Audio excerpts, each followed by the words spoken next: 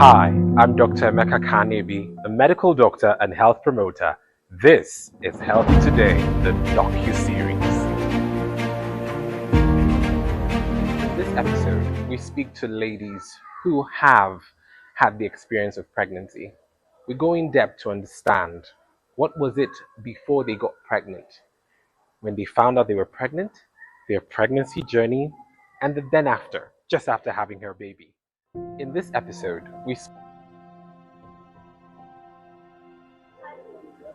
My name is Patience.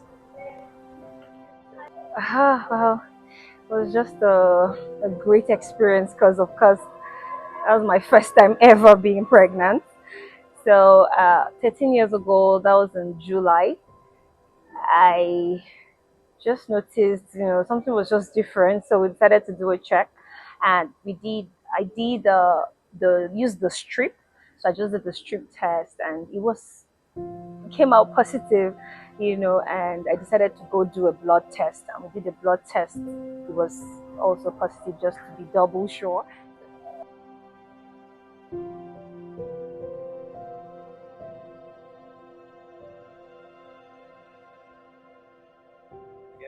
Hello, my name is Tuminino.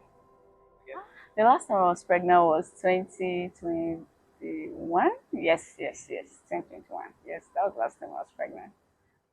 Okay. How did I even find out I was pregnant? So, somewhat, we had actually said we were going to wait for a while before, but I think it was faith without action. We said we were going to, that we would like to wait for 2 years, but we were not taking any precaution, anything to say, okay, we really wanted to wait. And I think after a while, it wasn't really there anymore that we're thinking we really wanted to wait. We wanted to say, okay, we wanted to have a baby. And I remember after like 3-4 months, nothing was happening. I was almost like, God, all these things I see happens to people that hear somebody with me for 50 years. I hope that's not what is brewing here. So, and I had to, like, okay, maybe we should check. They said early prevention is better. So I was like, let's go and find out what is happening. So I remember when we went to the doctor's place, I was like, okay, let's give it like a year or two, then you guys can come and like, what, year or two? Wait for a year or two to come back. All right, no problem. Because they checked, they were like, nothing is wrong and all that. So we just said, okay, we went on. I think after 6 months, I discovered I was pregnant. I didn't even really see any sign or anything. I was just feeling somehow. So I was like, okay, let me just check, and it was positive. So I went to the hospital, and then they carried out the test, and they told me I was pregnant. I was like, oh, really? Like, I really didn't see it coming. And there was really nothing spectacular to say, oh, this was what I saw that made me know. It was just by saying, okay, maybe you are, the way you're feeling this around this food issue, this, and all that. So thankfully, yes. So that was like found out I was pregnant. Okay.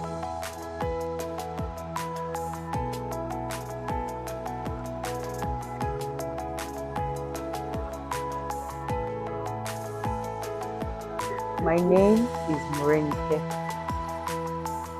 When I first knew that I was pregnant, in fact, before I took in, it was something I began to think through in my own mental space. That was the first thing, that okay, when I'm pregnant, these are the things I'm going to do. My first pregnancy was back in 2016. No, not 2016 actually, 2018, and then I had my baby in 2019. So from day one, when I went to the hospital, they decided to give me some supplements, and we immediately started doing some checks, making sure everything is fine with me generally, and that was just awesome, and I decided to be very, very faithful to take those supplements. I think I never really missed anyone, so I took everything, like I was so really, diligent, let me say that, or faithful, to take every one of them, and I never missed it, because I just wanted everything to be fine with my baby, and it was just so. The first time, in fact, the one I really remembered was that I really felt very happy, let me say that, was when I went to check. We did a scan, at the hospital, and we checked, and the next thing I was told, I'm carrying twins, and I was like, whoa, from Yeah, I was given a particular time to start coming in for my. Okay, I think around that period I discovered I had ulcer. So I was about to even start the ulcer treatment when they discovered I was pregnant. So they were just like, no, I had to pause. So I stopped taking the medication for ulcer and started taking my normal pregnancy medication. And I was going to the hospital for my checkups. I was fine all through my pregnancy. It was stress-free, stress-free. I never had to miss work for sake of pregnancy. I was fine. I was strong. Like, people were telling me to not joke with my affirmation, so I was very serious with it. I was declaring God's word. I started my planning. It was something I was looking forward to, so I started planning and everything, and that was it. So my pregnancy journey was quite stressful. Stress-free, sorry. It was stress-free. It was interesting. God carried me through the moment, because while I was pregnant, a lot of times my husband had to travel. So sometimes I would be at home alone and I would just be like, God help me, so I won't have any medical emergency. From the time I took in, I started to read a book, Supernatural Childbirth. The book took me on a different journey because it was a woman's actual true story, and I kind of mirrored myself in that place, because I told myself that I wasn't going to dwell on the horror stories and things that were going to throw me off balance in pregnancy, because it's a sacred journey. And something that I prayed for even before I got pregnant was that I didn't want to experience all of the anomalies, like having to be like a liability to my own family, because pregnancy is a beautiful journey, and I didn't want I didn't want them to feel in any way burdened because of pregnancy. So I was privileged not to have morning sickness. I'll say it's a privilege because everybody's journey is different. But I was privileged not to have morning sickness. I was privileged to be able to eat anything.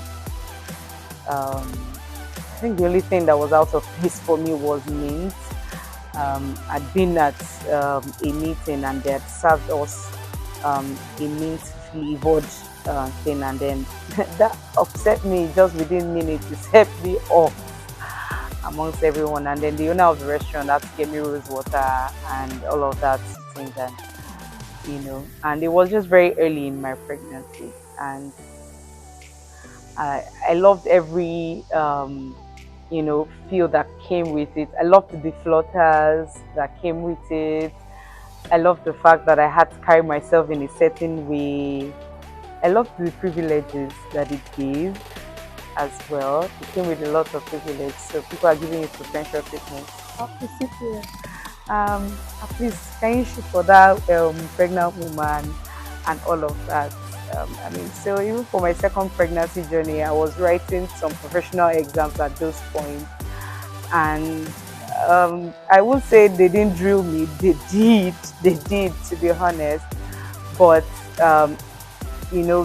they would look upon the fact that, okay, this person is pregnant. So I'll say the society recognizes that, yes, this person is pregnant, and yes, it has to come with some some bit of shifting base from what you expect from someone who is not pregnant, and then give them their space. It was shocking, the result of the scan, because I actually did not expect it, and I was told I'm carrying twins. And it was like, whoa, I told my husband. He was so shocked. In fact, at first he was like, it's not true, but we just, took it all in, and we were just so excited. I'm actually the type that loves kids a lot. I love children a lot. I've taken care of people's children, actually, and now it's mine, and I'm having two. So it was really a wonderful experience, if I must say, and we started to, because the hospital they're very good, so they were so keen on, multiple pregnancies. So we had to even do scan more than 3 times, and I know usually that's not the case. You don't really do scan all the time, but because of the multiple pregnancy, they wanted to make sure everything was fine. So we did scan, but it was not, immediate, but of course, we had a long interval, so we check again, and then we decided, when we checked, I think it was the last scan or second to the last scan, that we found out their sex and all, so it was just an wonderful experience. I was strong all through. I walked up until 2 days to the time I was going to deliver, because my gynecologist actually told me I was going to do a cesarean section, because the babies were breached, so there was no way I could do the normal delivery. So and also they were big. That's one thing I remember. They were really big for twins, so that had to be done. So we had to do the cesarean section, and I was okay with it. It was okay, even though that was not what I was going to do, but I was okay with it, and I knew I was in safe hands, So, and everything came out fine. I delivered them whole, very okay, healthy. One thing I also remembered was when my gynecologist gave me the time to come, he said I should come 32, I think it was 32 weeks, 8 months plus thereabout. But I didn't, I didn't. I said I wanted to make sure so that, because I think I did my own little research, and I knew that babies develop their brains and their lungs around the 7 to 9 months thereabout. So I decided I was going to wait till 9 months, and I did. I actually gave birth exactly 9 months and some weeks, So when I just felt the pain, because it was risky, that was risky. But I just felt some pain, some kind of pain, because I knew I was going to do a cesarean section. So I didn't want it to be a double, pain, or else I was going to have to do the normal, go through the labor pain and then still do. So I just had to immediately told my husband, and we just rushed to the hospital that day. But when they checked me and saw that, okay, it was fine, but it was false labor pain, they immediately put me up for the cesarean section the next day, just the next morning.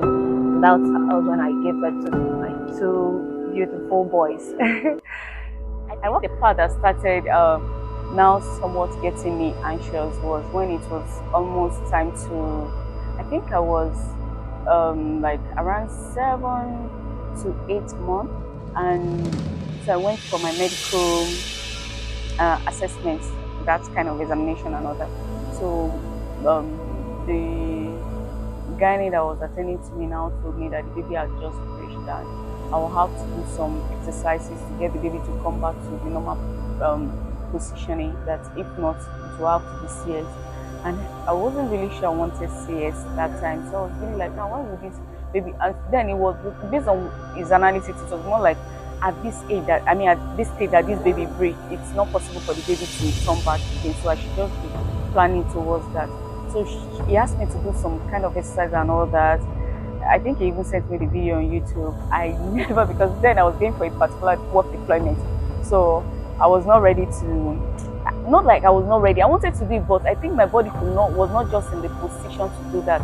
I think I was even discouraged with the reports I got, so I was not in that place to even think I could do anything to help myself. So I went there, I traveled after that report, and I told my husband about it, and I was just thinking, what kind of thing is this? So I was just basically declaring God's word that maybe you will come back to the right position, you will be fine, this and that. So that was what I was just declaring, that you come to the right position, you'll be fine. I didn't joke with my affirmation, I just kept declaring God's word. I remember when I got back, I went for my medical check-in, and then I was like, wow, what happened? Did you? I was like, no, I didn't do one. Not one of those exercises. I was like, what happened? The baby has positioned in several. I was like, praise God, it's God, this and that. So I really thank God. I know I prayed. There were people I told about it, and they prayed that the baby would push you and all that. So I was thankful to God about it. And then the 9 months that baby was supposed to come, at the initial timing they were giving us, maybe there was no sign and all that. I remember there was even a time I had to meet my Pastor Jack. I said, in fact, that day, the way I went to church, I was like, I was really tired. I was just like, oh, what is this? When this baby come out again? So I met her, I explained everything. So she now said, oh, is it your first baby? I said, yes. Well, like, in fact, I didn't tell her the gender, but she was just like, it will be a boy. They are the one that likes to feed room and parlor in people's stomach and all that. So I was just like, okay. And at that moment, Satan was whispering nonsense that at this, with this thing that is happening, that woman you heard that did not make all those nonsense. Oh my God. I was somewhat scared, and I remember the doctor that has been sort of like kind to attend to me very well, not to me, they will have to travel, so he will not be around for when I was going to have my child. Oh, I was not sure of the people that would attend to me, because I remember at that moment they were booking me for inducement. Yeah, I think that's the word. So I was to be induced, and they had to do this membrane swap or slip or whatever they call it. They did that thing for me twice. This baby did not move. I was like, God. So last so they were going to induce me. So we planned for the inducement. We went there. They induced me, and then when the labor started progressing, at the point I even thought, oh, okay, because one of the nurses that came was, you're doing very well, very soon, maybe you were 6 centimeters dilated or something. So I was thinking, okay, it will happen naturally, only for another person to come in and say, 2 centimeters since morning. Something that threw me off balance was really when I was ready to birth our child. I had been at the hospital, and then I wasn't informed properly of what a membrane sweep looks like.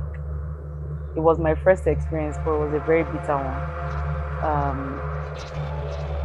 I felt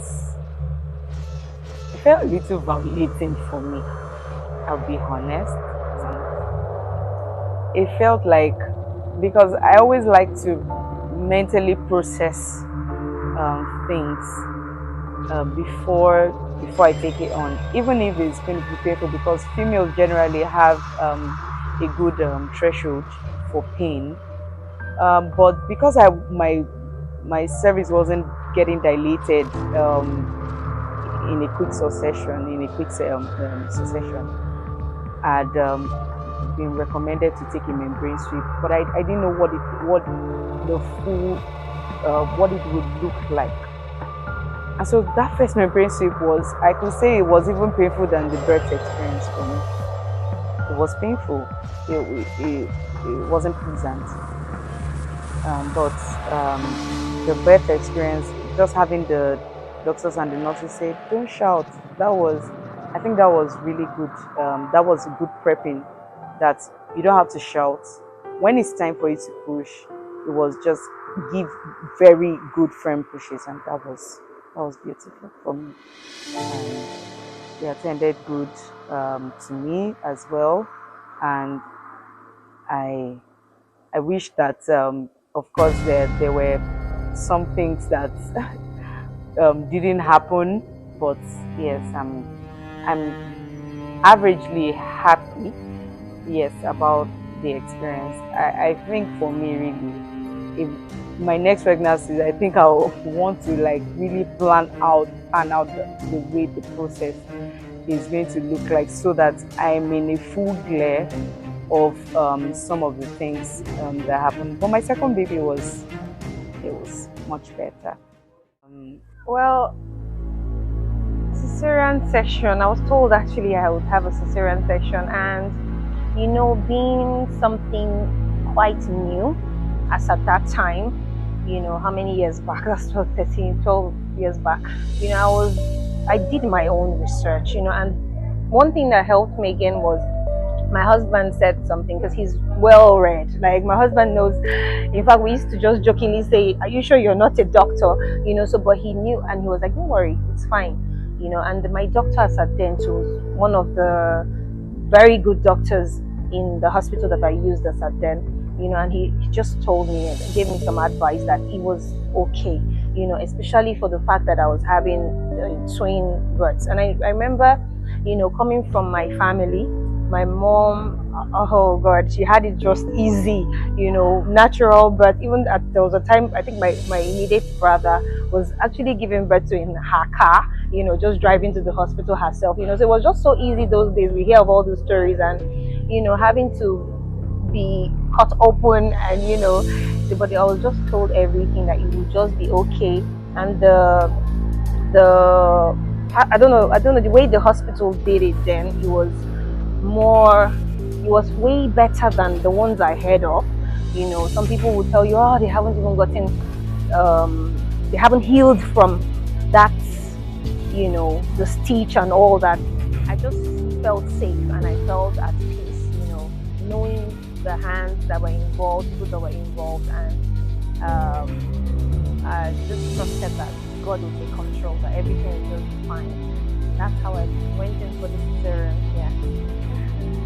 I just came back to my room, and at the point when they were checking, I didn't even know my husband knew what was happening. Yeah, they were just checking. So I'm not really familiar with some of these medical experiences and all that, even their times. So I was just wondering what's happening. I didn't know that my baby's heartbeat had didn't stop at the point. They could not hear anything. I was not aware. And so at that point, they just moved me downstairs. I started seeing different people start coming in. And then they were like, Madam, we'll have to take you for. In fact, I think they were about to operate someone. So I think they had to pause that. They were like, please, we need to take you for emergency. CS. I was like, really? And at that point, I was just crying, like, oh, what is happening? Like, this thing is supposed to just be basic arithmetic. Why is it turning to exponential by what's happening here? So I was almost getting scared, and I just found myself seated. Well, like, madam, you have to sit well for this. I can't remember what that thing is. It's anesthesia or something. That if not, your enemy might be crippled and all that. I was like, on top of this thing. In fact, at that, and because it wasn't something, so my sister once had tears, and she was like, oh, she used to go with her playlist. So I was not prepared for all of those things. And I couldn't sleep, of course. And thankfully, I didn't eat before going to, because it was emergency. The only thing I had that morning was, I think it was Lucozade Boost.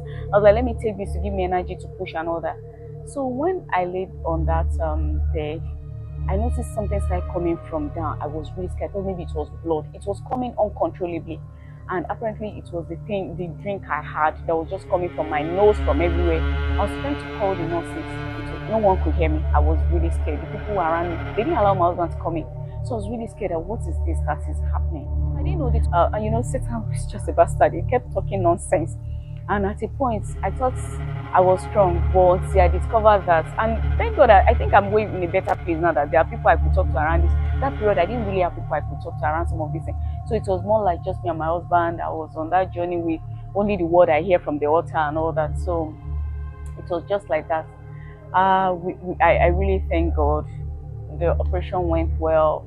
But the part that was also scary during the operation, you hear doctors saying, what is this thing? What is it? Like, God, what's really happening here? When my baby came out, they didn't show me my baby. I didn't see my baby. I was like, God, hope this baby came out alive. But then I told myself that whatever the case is, I will not allow it to affect me for that moment. I need to be alive to know whatever the situation was. So I told myself I was stable. So I was just fine. They wheeled me out. I still didn't see the baby till they were taking me to the room, and I noticed that there was a small cord they were bringing in. So it was later my husband was telling me that when the baby came out, they had to resuscitate baby, that baby, and all of that happened. So I'm so thankful for that journey. I do not take it for granted.